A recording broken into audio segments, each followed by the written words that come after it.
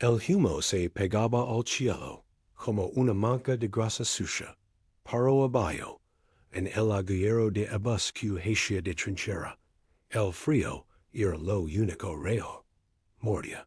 Atravesaba la podrida del uniforme, los dedos entumecidos, los pensamientos. Yuri, un hombre que antes media notas musicales en un salón de clases de Leningrado, ahora solo media el frío. Lo hacía observando sus propias manos. Las tenía envueltas en trapos húmedos, vendas que nunca se secaban.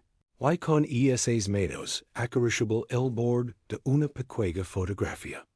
Era una imagen de su hija, tomada en un verano que ya parecía de otra vida. La acariciaba no por el tacto, que era apenas una sensación lejana, sino por el ritual. Era la única cosa que, en lo ataba a un mundo donde las cosas tenían calor. A su alrededor, otros 5 hombres compartían el espacio. Olía a tierra mojada, a sudor agrio y el inconfundible metal de la sangre vieja. Nadie hablaba.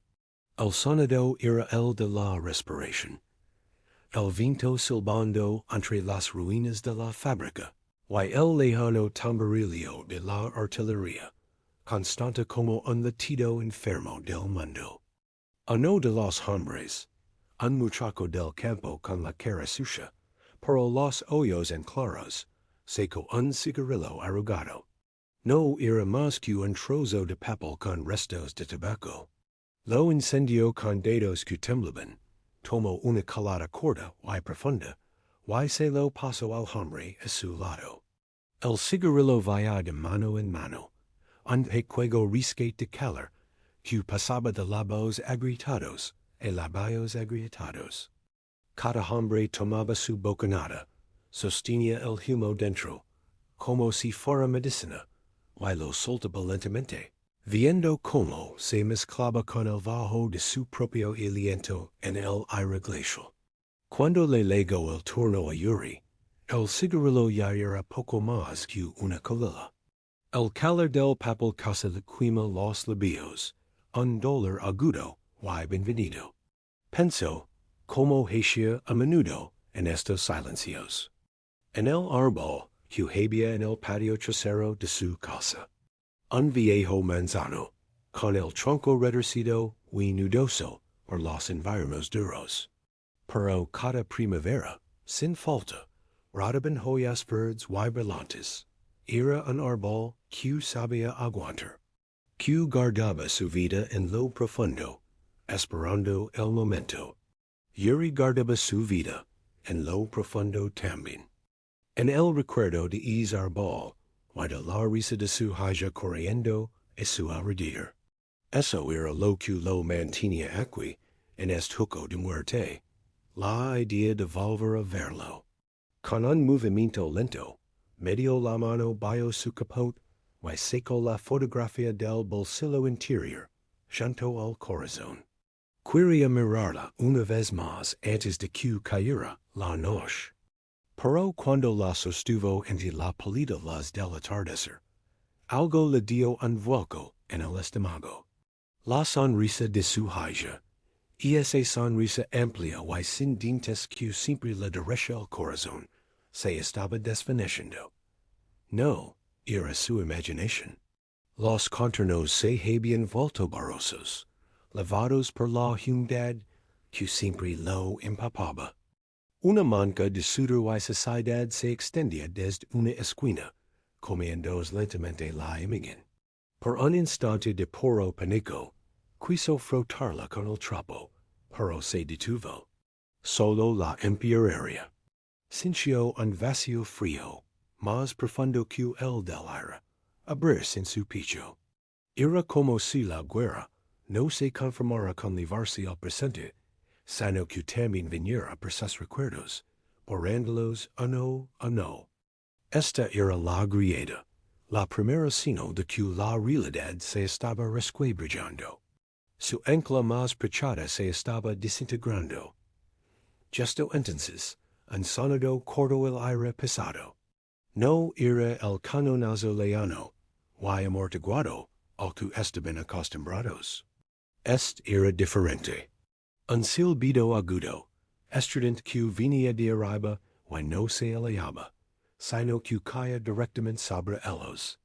Era un sonido, que no anunciaba destrucción en algún lugar lejano, sino que retaba un destino específico. Asterisk parati.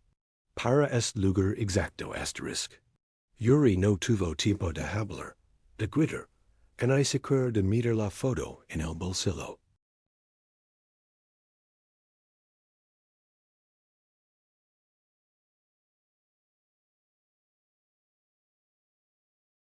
El impacto no fue solo un sonido. Fue una fuerza física que golpeó su pecho como un mazo.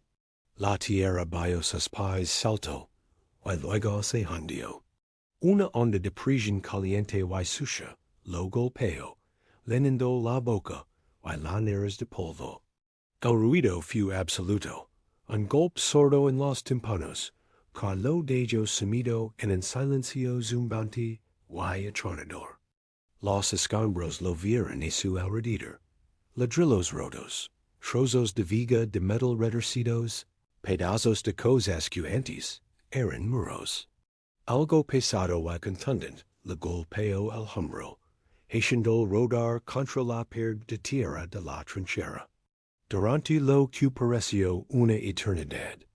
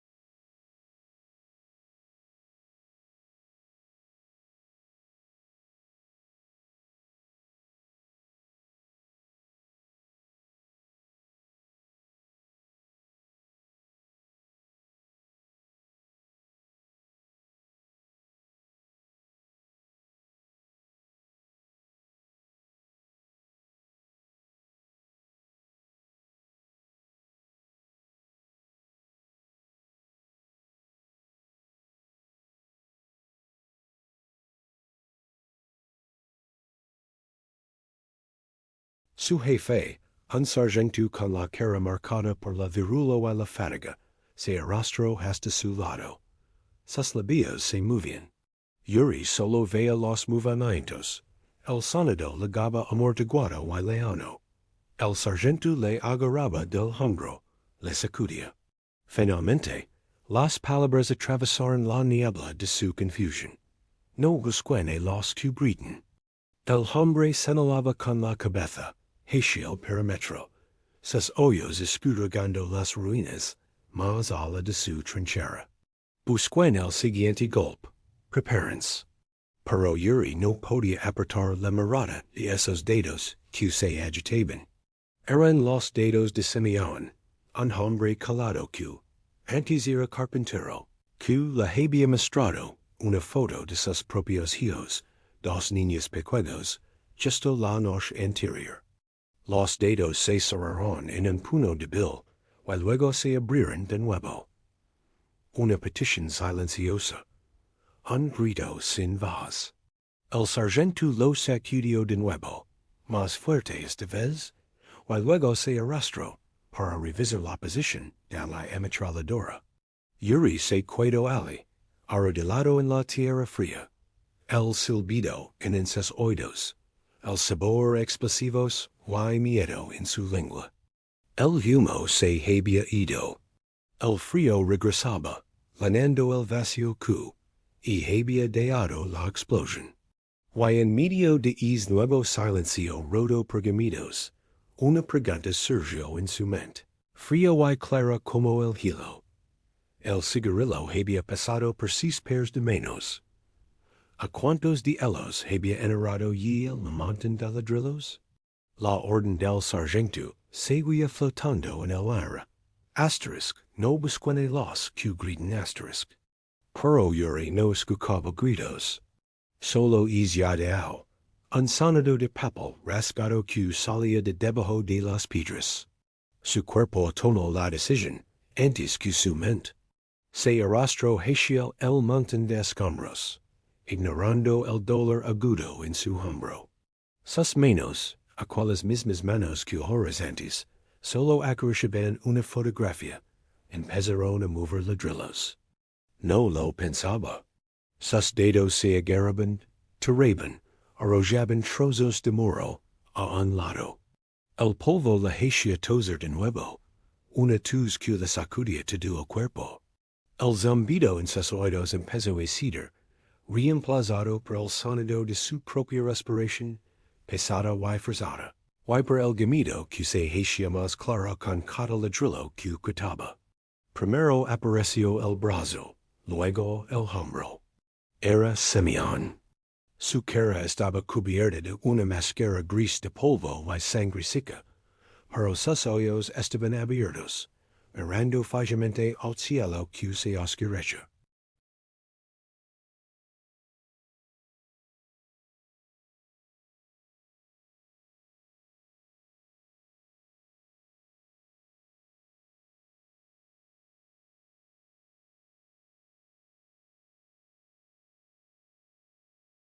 Desde la cintura para abajo, Simeón no yacha en escombros sueltos.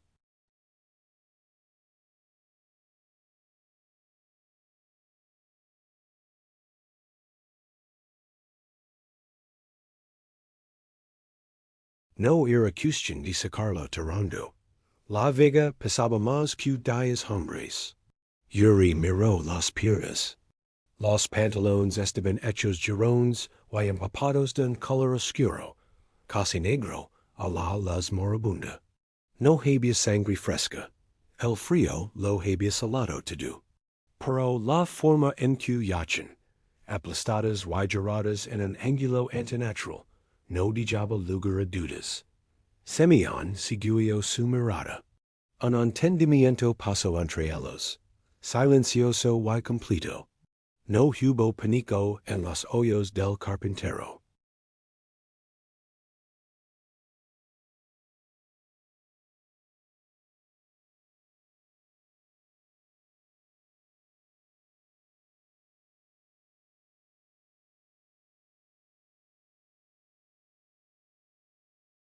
El cuerpo de Yuri empezó a temblar. No era solo el frío.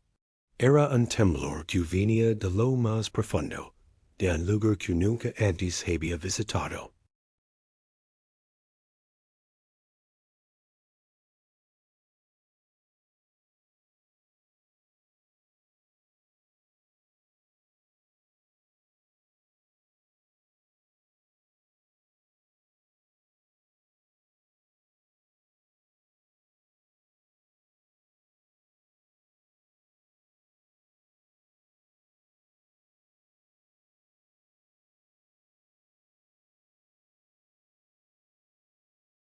Había un hombre, un camarada, atrapado bajo una viga, y el silencioso invierno que bajaba su temperatura grado a minuto, miró sus propias manos, las vendas sucias, las uñas rotas y líneas de tierra. Estes menos sabian sostener el cuello de un violin, pasar las páginas de una partitura, acariciar el pelo de su hija. No sabian esto. Nunca habían imaginado esto. Volvió a mirar a Simeón. El hombre tenía los ojos cerrados ahora. Su respiración era un hilo de vapor débil en el aire. Yuri se dio cuenta de que no estaba eligiendo salvar una vida. Estaba eligiendo la forma de una muerte. La elección era irreversible en el momento mismo en que la pensó. Se arrodilló en la tierra helada, al lado de su camarada. Con movimientos torpes, desabrocó su cinturón de cuero, grueso y resistente. Lo deslizó por debajo del muslo de Simeón, justo por encima de donde la viga mordía la carne. Lo apretó todo lo que pudo, hasta que la jabila mordió el cuero, y no dio más de sí. Hizo lo mismo con la otra pierna, usando una larga tira de tela rasgada de su propio abrigo. Luego, vació su mente. No podía permitirse pensar. Si pensaba en lo que iba a hacer, su cuerpo se negaría. Buscó atentas en el cinturón de Simeón y desenvaina su bayoneta.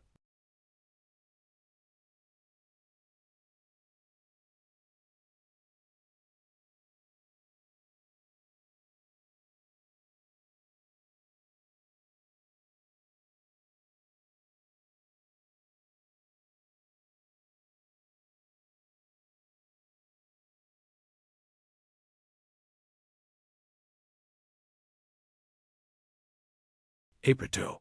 No fue un corte. Fue una presión enorme.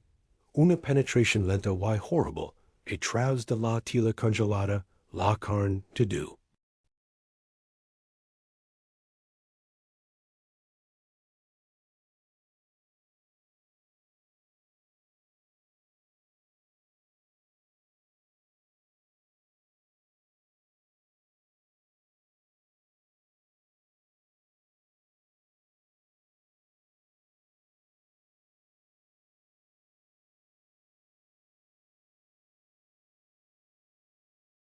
Yuri Jadiba, larando sin lágrimas, la vista nublada. No se detuvo, no podía. Trabajó la bayoneta como una sierra, moviéndola hacia adelante y hacia atrás con una determinación mecánica y espantosa. El frío era un ácido. Quemaba los pulmones con cada respiración, pero también había entumecido la carne de Simeón, ralentizando la hemorragia, haciendo lo impensable un poco menos catastrófico. O eso se repite Yuri a sí mismo, una y otra vez, como un mantra enloquecido. Cuando la primera pierna quedó separada, se dejó caer hacia atrás jadeando, vomitando una bilis amarga en la nieve sucia. Temblaba incontrolable. Miró su trabajo. Miró a Simeón, pálido como la cera, pero el pecho en subía y bajaba, lento, muy lento. El trabajo no estaba en la mitad hecho. Con un gemido que salió de su propia alma, volvió a ponerse en cuclillas y repitió la pesadilla en la otra pierna. No sabía cuánto tiempo pasó. La luz cambiaba. La tarde se convertía en un crepúsculo azul profundo y despiadado. Cuando al fin terminó, tenía los brazos y el frente de su abrigo empapados. Se quitó el abrigo con movimientos espasmódicos. Lo dejó caer. Con las últimas fuerzas que le quedaban, arrastró a Simeón, ahora liviano de una manera horrible, lejos del montón de escombros, hasta un poco más protegido, junto a lo que quedaba de la pared de la trinchera. Le puso su propio abrigo encima, un pobre refugio contra el frío, que ahora atacaría al hombre con renovada furia. Necesitaba fuego.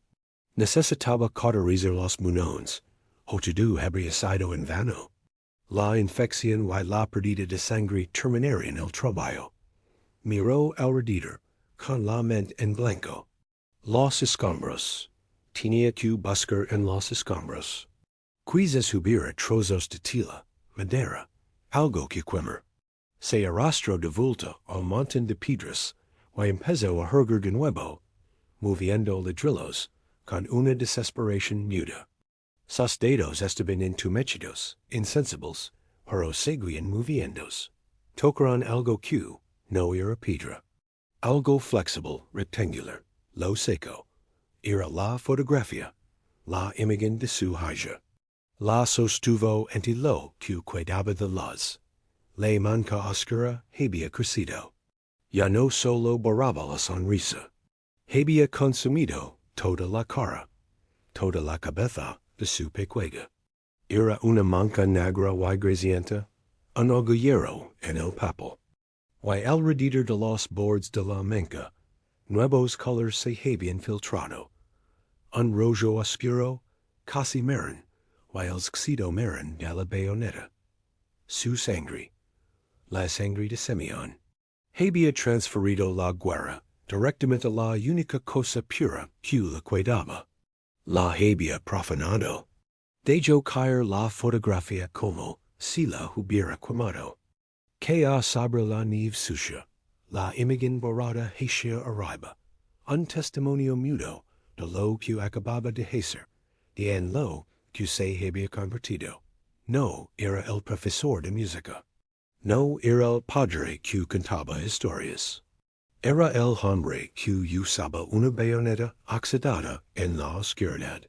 La guerra no solo estaba borrando su memoria, lo estaba reescribiendo a él, línea a línea, con tinta de sangre y óxido. Desde su juco, Simeón emitió un sonido, un susurro. Yuri se arrastró hasta él. El carpintero tenía los ojos abiertos, mirándolo. No había reproche, solo una pregunta inmensa. Yuri no tenía respuesta. Solo tomó la mano helada de Simeón, y la sostuvo entre las sayas, tratando de transmitir algo, cualquier cosa, a través del contacto. El frío de la piel del hombre le atravesó los huesos. La noche cayó por completo. Las estrellas salieron, frías y brillantes y indiferentes sobre Stalingrado.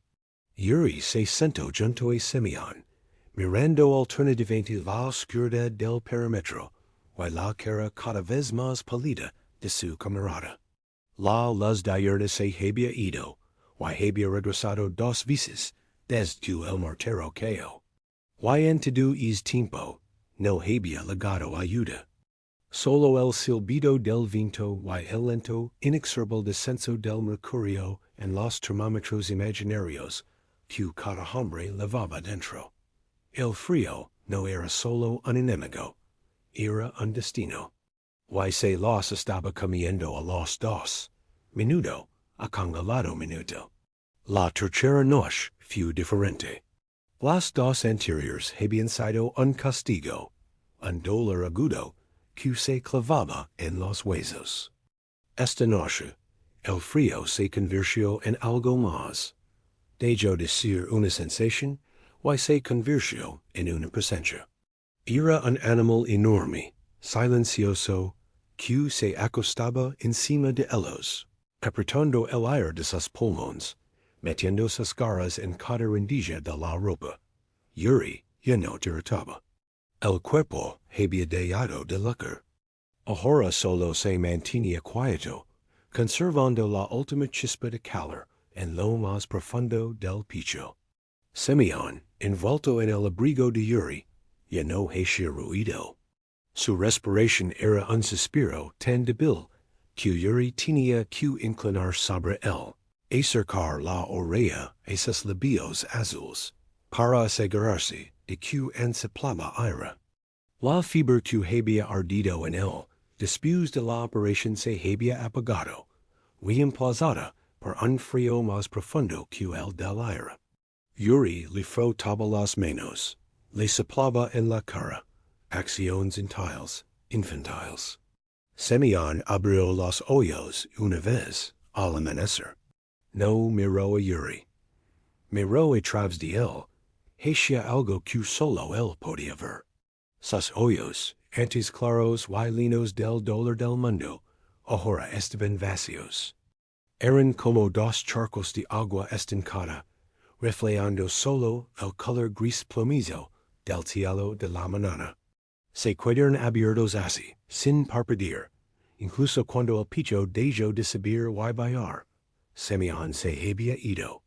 Se había deslizado hacia afuera en silencio, igual que había vivido. Yuri cerró esos hoyos pensas dedos torpes. No había ceremonias, no había palabras. Solo el hecho ineludible de un cuerpo vacío junto a él. Se quedó allí sentado, mirando el rostro de su camarada, esperando sentir algo. Dolor, rabia, algo. Pero solo sentía ese enorme, pesado vacío. El frío había llenado el lugar donde antes estaban sus emociones. Tenía que moverse. Si se quedaba sentado, seguiría el mismo camino. Con un esfuerzo que le hizo crujir las articulaciones, se puso de rodillas. Su primera acción fue instintiva, animal. Se acercó al cuerpo de Semyon, y metió la mano en el bolsillo del abrigo, que él mismo le había puesto. Encontró lo que buscaba, un trozo de pan duro como una piedra, la ración del día. Lo secó y lo sostuvo en su mano. Miró el pan. Miró la cara quieta de Semyon. Y entonces lo hizo. Se lo guardó en su propio bolsillo. No hubo pensamiento, solo necesidad. La culpa legó un segundo después. Una ola de vergüenza que le quemó la cara a pesar del frío. Pero no devolvió el pan. Se quedó allí arrodillado, un ladrón junto a su víctima. Necesito ver lo que se había convertido. Cerca de sus pies había un charco de agua derretida y sucia que se había vuelto a congelar, formando una fina capa de hilo negro. Se inclinó y miró su reflejo. El hombre que lo miraba desde el hilo era un extrago. Tenía los ojos hundidos en unas cuencas oscuras. La piel, tensa sobre los pómulos, estaba sucia y cubierta de una barba enmaragada. Sus labios estaban partidos y sangraban en las comisuras. Pero no era la saciedad o el hambre lo que le heló la sangre. Era la expresión. Era una mirada plana, sin luz, idéntica a la que acababa de ver en los ojos de Semyon. Era la mirada de un hombre que ya no tenía nada adentro. El profesor, el padre, el hombre que creía que podría aguantar por un manzano y una risa. Ese hombre no estaba en ese reflejo. Se había esfumado, igual que la imagen de su hija en la fotografía. Lo que quedaba era un cascarón. Un animal hambriento que le robaba el pan a un muerto. Este era el momento del espejo. No había nadie más para engañar. No había deber, en hay bandera, en hay esperanza noble. Solo este hecho, el Yuri era esto. Un superviviente, un corrobero. La guerra lo había hervido, hasta diarlo en su esencia más básica y terrible. Miró hacia el este, hacia donde sabía que estaba el río Volga. En algún lugar, a través de kilómetros de ruinas, y alambre de fazis y francotiradores, había puntos de evacuación. Boats que podían cruzar a la otra orilla, y la relativa seguridad. Era una posibilidad minúscula, casi una fantasía. Pero era una asterisk hacia un asterisk. Significaría abandonar su puesto. Significaría dejar atrás a Semyon y los otros. Convertirse en un desertor si lo pilaban. Arrastrarse través del infierno solo, para asterisk tal vez asterisk salvar su propia piel. Luego miró hacia atrás, a la trinchera destrozada, al cuerpo de su amigo, a la fotografía manchada que seguía tirada en la nieve. Quaedars significaba cumplir con su deber. Significaba esperar una orden que probablemente nunca llegaría, o esperar el siguiente proyectil. Significaba morir congelado, honestamente, como un soldado soviético en su puesto. Una muerte sin esperanza, pero con cierta dignidad intacta. Y ese era la elección imposible. Yor como un animal y traicioner to do lo que dichia creer, por un destello de posibilidad. O quedarse como un hombre, y aceptar la muerte segura, congelado en esta mentira de deber. Un sonido mecánico, pequeño, lo seco de su trance. Provenia de la muñeca de Simeón. Un reloj de pulsera de metal. Un botón de guerra de mejor calidad, que cualquier cosa que hubieran tenido ellos. Había seguido funcionando a través de las explosiones, del frío, de todo. Su tic-tac era rápido, insistente. Asterisk, tic-tic-tic asterisk. Yuri se acercó y lo miró. La esfera mostraba las 4:17. Recuerdo haber visto esa misma hora, la mañana anterior, cuando despertó junto al cuerpo con fiebre de Simeón. Y la mañana anterior a esa, justo después del impacto del mortero. El tiempo seguía avanzando, atrapado en este pequeño círculo de cristal, repitiendo el mismo momento una y otra vez, mientras que afuera, su vida se desmoronaba. La elección lo paralizaba. No era una elección entre vivir y morir. Era una elección entre dos tipos de muerte. Morir como un cobarde en movimiento, o morir como un fantasma congelado en su lugar. Se quedó allí, atrapado en el silencio, rodo solo por el tic-tac del reloj o el crujido lejano de la artillería. La nieve comenzó a caer de nuevo.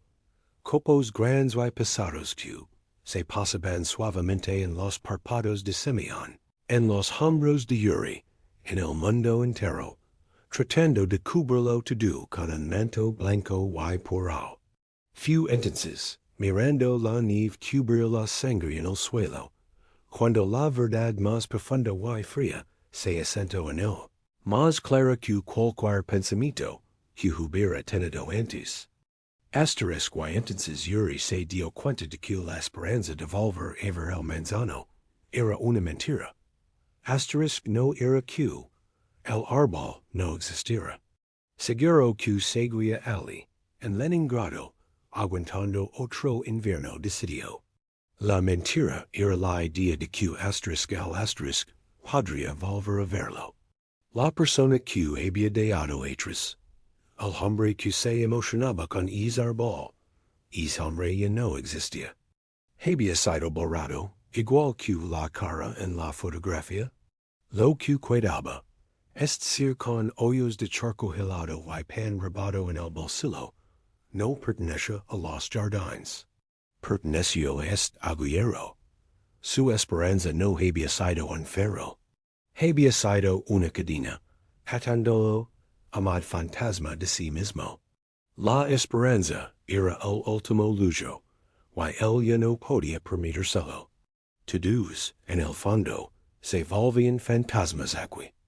Algunos, como Simeón, se iban rápido.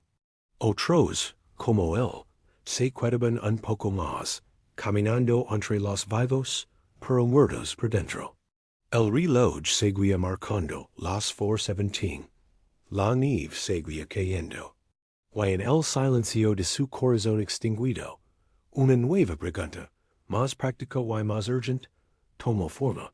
Si ya no eres un hombre, y si la esperanza era una mentira, ¿qué reglas quedaban por seguir? La mentira se había roto dentro de él, como un hueso que ya no podía soportar el peso. El vacío que dejó no fue de pánico, sino de un extraño, claro silencio. Ya no había un mañana que anular. Ya no había un ayer que lo definiera. Solo había esto. El cráter helado, los cuerpos silenciosos, el frío que era ahora, part de su propia sangre. Yuri miró sus manos. Las mismas manos que habían robado el pan de un muerto. Ya no temblaban. La esperanza tenaz que lo había mantenido vivo durante 72 horas. La que lo había obligado a mirar la foto una y otra vez. A aguantar el dolor. A criar en el manzano en un jardín a 1000 kilómetros de distancia. Y esa esperanza estaba muerta. Se había congelado y se había hecho añicos. Y en el hueco que dejó, surgió algo diferente.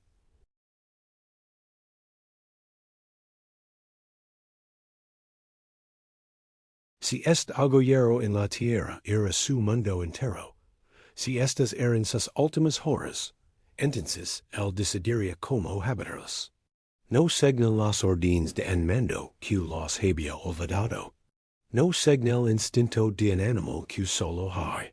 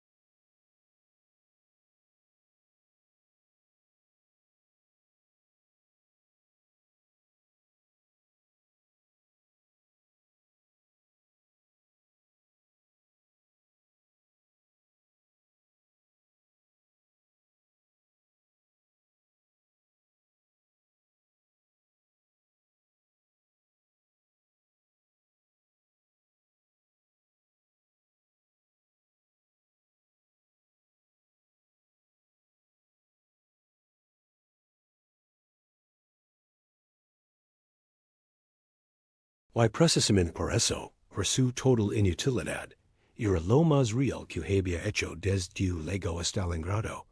Era un adiós. Un reconocimiento. Luego, envolvió sus propios pies con las vendas viejas y humedas. No era por calor. Era una armadura, una protección grotesca, hecha de los mismos trapos que habían tocado su miseria. Se puso el abrigo de Simeón. La tela enguardaba un lieve rostro del calor del cuerpo del carpintero. O tal vez solo era su imaginación. Sacó el trozo de pan duro del bolsillo. Lo partió por la mitad con las manos entumecidas. Una mitad se la metió en la boca, masticando lentamente, convirtiendo el material duro en una pasta que podía tragar. La otra mitad la dejó reposar sobre el pecho tranquilo de Simeón. Un pongo y una duda que no tenía nombre. La pequeña energía del pan, mínima como era, corrió por sus venas.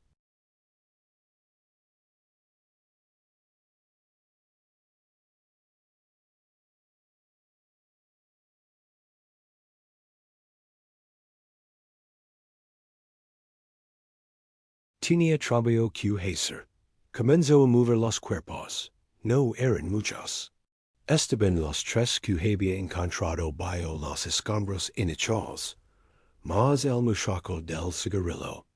A no, los arrastró desde donde yacen, descansando en el desorden de la muerte, hasta lo que había sido el frente de la trinchera.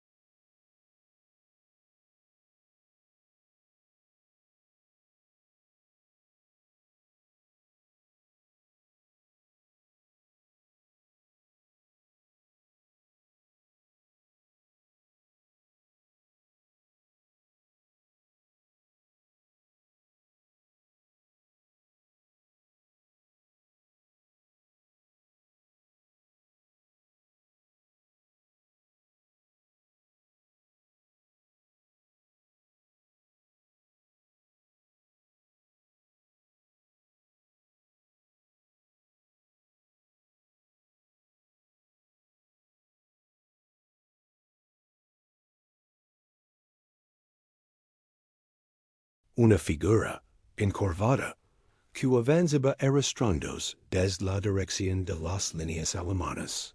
Se movía hacia su escondite, hacia esta misma fábrica destrozada. Un explorador. O más probable, un hombre tan perdido, tan congelado, y tan abandonado como él, buscando desesperadamente cualquier refugio contra el viento que cortaba como cuchillos.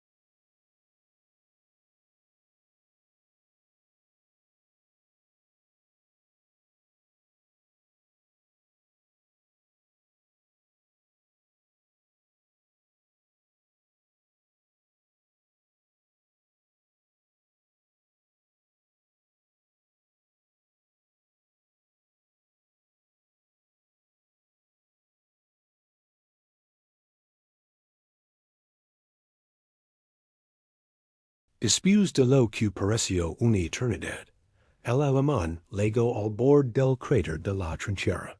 Estaba a menos de 10 metros de Yuri. Podía ver los detalles con una claridad espeluznante. El hilo en las pestañas del hombre, la tela desgarrada en su rodilla, la manera en que sus manos, sin guantes, temblaban violentamente al alcanzar el trozo de pan.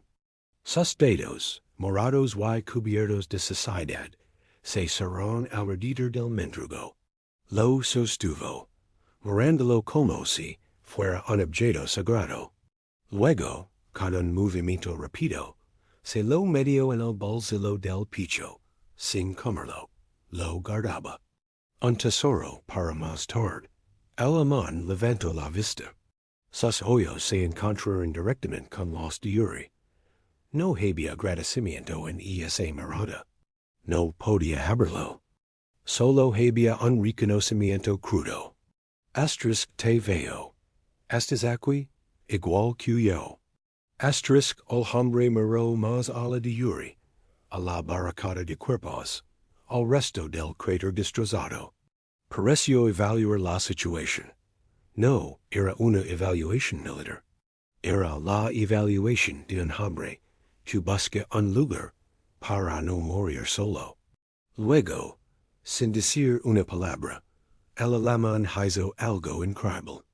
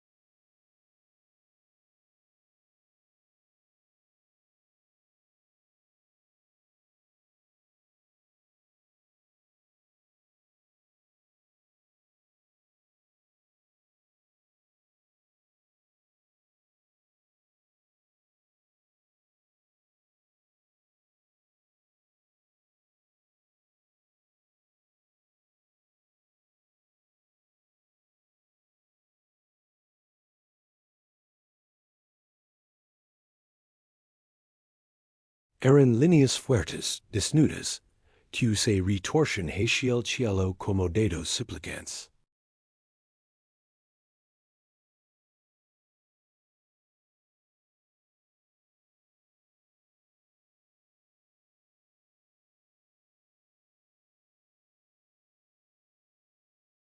El viejo manzano del patio trasero de Stalingrado, en su esencia más básica, su esqueleto de invierno, su forma de aguantar. No lo debullo sobre la manga. Lo debullo asterisk alrededor asterisk de ella. Las raíces se enroscaban en el borde de la oscuridad. Las ramas se extendían por encima. La manca no desapareció. Se convirtió en parte del debullo. La tierra negra de la que el árbol brotaba, o quizás una sombra que el árbol había crecido para cubrir. Cuando terminó, bajo el carbón. Observa su trabajo. No era bonito. Era tosco, primitivo, pero era verdadero. Era la única verdad que le quedaba. No la esperanza de volver a él, sino la certeza de que, en algún lugar, esa forma de resistencia existía. Y que él, en este último acto, la había reconocido. Desde el otro lado del cráter, el alemán había abierto los ojos. Estaba mirando a Yuri, observando el ritual silencioso. Yuri levantó la mirada, y sostuvo la mirada del hombre. Luego, lentamente, giró la fotografía para que el alemán pudiera ver el debullo. No era una exhibición, era una comunicación. Asterisk, esto es lo que me queda. Asterisk el alemán lo miró durante un largo momento. Su rostro estaba inmóvil, congelado por más que el clima. Luego, con una lentitud que reflejaba la de Yuri, asenció. Una sola vez, un movimiento pequeño y firme de la cabeza. Asterisk, lo entiendo. Es pequeño gesto lo cambio todo, no lo salvo. No derrotó el frío, pero rompió el último muro. Ya no eran un soldado ruso y un soldado alemán. Eran dos pilas de carne tiritante, a punto de extinguirse. Yuri miró el espacio entre ellos. Miró la nieve que comenzaba a caer de nuevo. Copos grandes y silenciosos. Miró sus propios pies, que ahora no sentía en absoluto. Tomó una decisión. Con un gruñido de esfuerzo, empezó a moverse. Empujó su rifle a un lado, lejos de su alcance. Luego, usando sus brazos y arrastrando la pesada muerta de su mitad inferior, comenzó a arrastrarse a través del suelo del cráter, hacia el alemán. No era un ataque. Era un viaje lento y tortuoso. El alemán lo observa, sus ojos agrandados, pero no hizo ningún movimiento hacia su arma. Solo observa. Yuri llegó hasta el hueco del hombre. Se detuvo, jadeando, a un brazo de distancia. Luego, dando la espalda al alemán, giró y se sentó, apoyando su espalda contra la espalda del otro hombre. Sintió el cuerpo del alemán contra el suyo, a través de las gruesas capas de tela. El hombre se puso rígido por un instante, un destello de instinto antiguo. Pero luego, con un suspiro que era casi un gemido, se relajó. Se hundió contra Yuri. Yuri se hundió contra él. La diferencia fue inmediata. No era calor, era menos frío. El viento, que había estado robándoles el calor corporal sin piedad, ahora encontraba un obstáculo. La espalda de cada hombre protegía la del otro. El pequeño compartimento de aire entre sus espaldas empezó, apenas, a retener un tenue vestigio del calor que sus cuerpos producen en sus núcleos. No era suficiente para salvarlos. Pero era suficiente para un momento. Yuri cerró los ojos. En su mano, en sostiene la fotografía con el árbol dibujado. El alemán no habló. Yuri no habló. No había nada que decir. El sonido era el viento silbando sobre ellos, el crepitar lejano de los incendios, el sonido de su propia respiración, y la del hombre a su espalda, que lentamente se sincronizaba con la suya. Inhala, exhala, inhala, exhala. Miraron en direcciones opuestas. Yuri miraba hacia lo que había sido su lado de la línea, hacia la barricada de sus camaradas, hacia el oeste. El alemán miraba hacia el este, hacia sus propias líneas perdidas. Cada uno vigilaba el mundo del otro.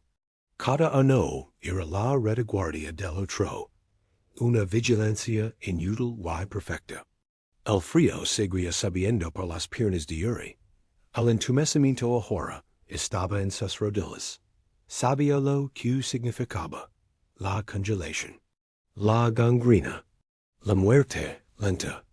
Pero en ese momento, apoyado contra la espalda de otro ser humano, no le importaba de la misma manera. No estaba solo. Y esa era la única victoria que el mundo podía ofrecer. No morir solo. La nieve los cubría suavemente. Formaba una capa delgada en sus hombros, en sus gorros, en el rifle abandonado de Yuri. Estaba borrando los bordes del cráter, suavizando los terribles ángulos de la guerra, tratando de hacer de todo esto una sola cosa blanca y silenciosa. En algún lugar, enarrado bajo la nieve sucia cerca de la barricada, el reloj de pulsera del oficial que una vez marcó las 4:17 una y otra vez, debió haberse detenido por fin. Su mecanismo, enfrentado en frío, que ni siquiera la ingeniería alemana o rusa podían anticipar, habría cedido. El tic-tac se habría ralentizado, traquetido y luego cesado.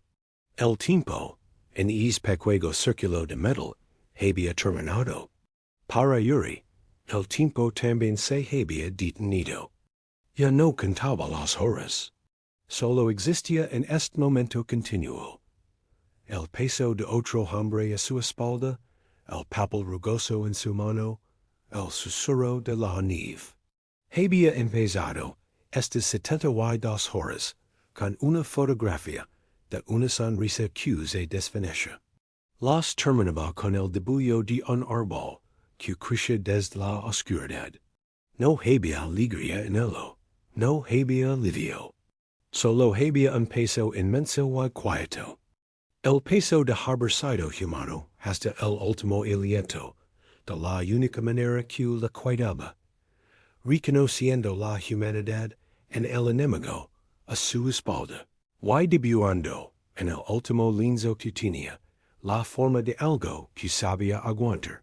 Los copos de nieve aterrizaban en el papel, fundiéndose en pequeñas manchas húmedas sobre las ramas de carbón. Yuri no las limpió. Dejó que el cielo acudiera sus propias marcas al dibujo. Luego, con los últimos movimientos conscientes de sus dedos, doblando el papel alrededor del árbol para protegerlo, se metió la fotografía de nuevo en el bolsillo, contra su corazón. Cerró los oídos. Y escuchó, no el sonido de la guerra, sino el sonido de la respiración compartida, hasta que también se fue desvaneciendo en el silencio blanco.